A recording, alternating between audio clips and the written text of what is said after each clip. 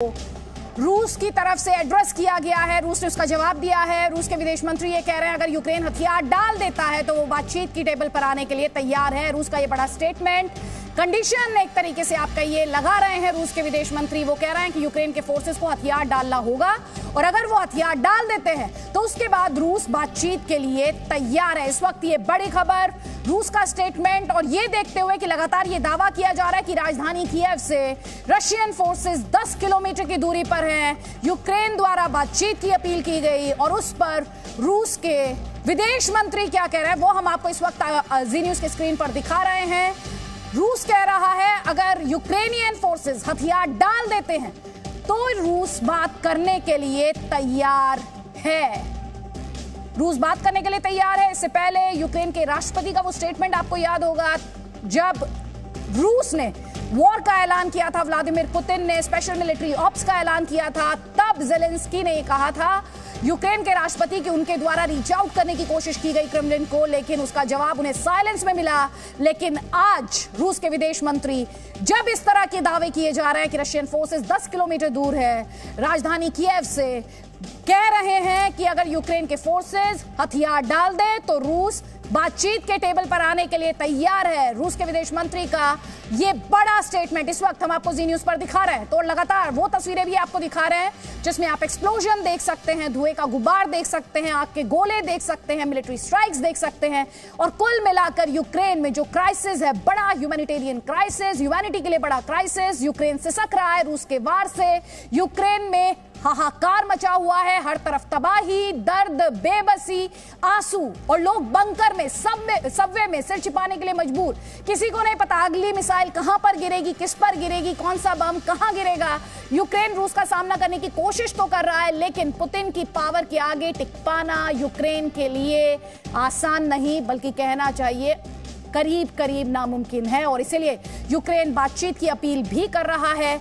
Ukraine, साथ ही Ukraine के राष्ट्रपति ने जो कहा, उन्होंने कहा यूक्रेन को अकेला छोड़ दिया गया, यूक्रेन पर बम बरस रहे हैं पश्चिमी देश और अमेरिका सिर्फ प्रतिबंधों की दलील दे रहे हैं। यूक्रेन की धरती पर रूस की तोपों की गड़गड़ाहट है, उसके टैंक्स हैं। अमेरिका और नेटो फोर्सेस रूस की तोपों का सामना करने के अलावा, के बजाय कहना चाहिए, कुछ नहीं कर रहा है। सिर्फ एम्प्टी टॉक्स हैं, फैंसी वर्ड्स हैं, हम डेमोक्रेसी की लड़ाई लड़ रहे हैं, हम यूक्रेन के साथ खड़े हैं, लेकिन असली लड़ाई जो है वो ग्राउंड पर लड़ी जा रही है ये वॉर, और वो वॉर यूक्रेन इस वक्त अकेले लड़ रहा है। इसीलिए बड़ा सवाल यही है कि जंग के मैदान में यूक्रेन कैसे अकेला है, वो हम आपको दिखा रहे हैं। यूक्रेन के मिलिट्री एयरपोर्ट पर स्ट्राइक की गई है, धुएं का गुब्बारे। एक बार फिर इन तस्वीरों में जितनी भी तस्वीरें स्ट्राइक से जुड़ी हुई हैं आप लगातार देखते हैं, आग का गोला, धुएं का गुब्बार और उसके बाद फायर फाइटर्स की मशक्कत। एक और तस्वीर आप तक पहुंचा रहे हैं हम। और इसके अलावा सुबह इस तरह की भी खबरें आई कि रशियन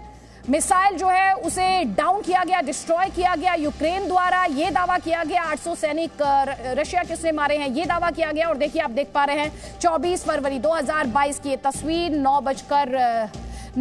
करीब 9:10 का वक्त। और फिर आप देखते हैं कि एक एक्सप्लोजन इस तस्वीर में, और ये तस्वीर कहा जा रहा है यूक्रेन ने अपना ही पुल उड़ा दिया है, यूक्रेन ने अपना ही पुल उड़ा दिया है। इसके अलावा रूस के टैंकों की मौजूदगी शेर्नोबिल में आप देख पा रहे हैं। इसके अलावा जो प्लांट है वहां पर, उस पर कब्जे की खबर आई, और अलग अलग शहरों में रशियन फोर्सेस के दाखिल हो जाने की खबर यूक्रेन के लगातार आ रही है। लेकिन इस बीच जो बड़ी खबर आ रही है वो यही है कि रूस के विदेश मंत्री कह रहे हैं कि रूस बातचीत के टेबल पर आने के लिए तैयार, लेकिन कंडीशन रख रहे हैं कि यूक्रेन के फोर्सेस को हथियार डालने पड़ेंगे। ये वो सिटीज हैं इस वक्त आपके स्क्रीन पर, करीब 15 सिटीज जो इस वक्त अंडर अटैक हैं, जहां पर रशियन फोर्सेस की मौजूदगी बताई जा रही है, जहां पर एक्सप्लोजन सुने गए हैं, जहां पर सायरन सुने गए हैं। और साथ ही आपको इस वक्त की बड़ी खबर भी हम दिखा रहे हैं कि कैसे रूस बातचीत के टेबल पर आने के लिए तैयार दिखता है, लेकिन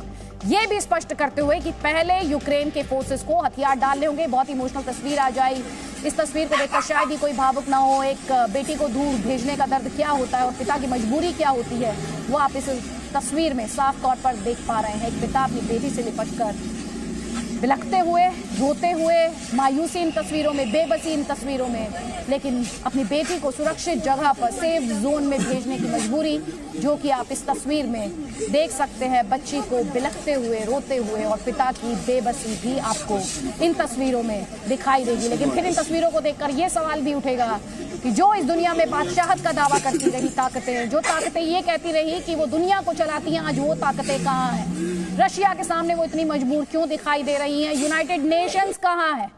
यूनाइटेड नेशंस इस वक्त उसकी रेलेवेंस क्या है? देखिए, ये सबवे और मेट्रो स्टेशन पर किस तरह से रात बिताने के लिए लोग मजबूर हुए हैं, वो तस्वीरें भी हम आपको दिखा रहे हैं। और कई भारतीय छात्रों की बात भी आज हमने आप तक पहुंचाई। कल भी हमने आप तक भारतीय छात्रों के माध्यम से यूक्रेन में जो ग्राउंड रियलिटी है, ग्राउंड पर जो तस्वीरें हैं, वो भी हम आप तक लगातार पहुंचा रहे हैं। और यूक्रेन के राष्ट्रपति क्या कह रहे हैं? वो कह रहे हैं हम अपनी स्वतंत्रता, अपनी जमीन की रक्षा करेंगे, हमें अंतर्राष्ट्रीय सहायता की जरूरत है। यूक्रेन ये बात बार बार कहता रहा है, हमले से पहले भी, हमले के बाद भी, कि रूस को अलग थलग किया जाए, हमें मिलकर रूस को बातचीत तक लाना होगा, हमें युद्ध विरोधी गठबंधन की जरूरत है। Presenting B News app, available on Google Play and App Store. Download it now.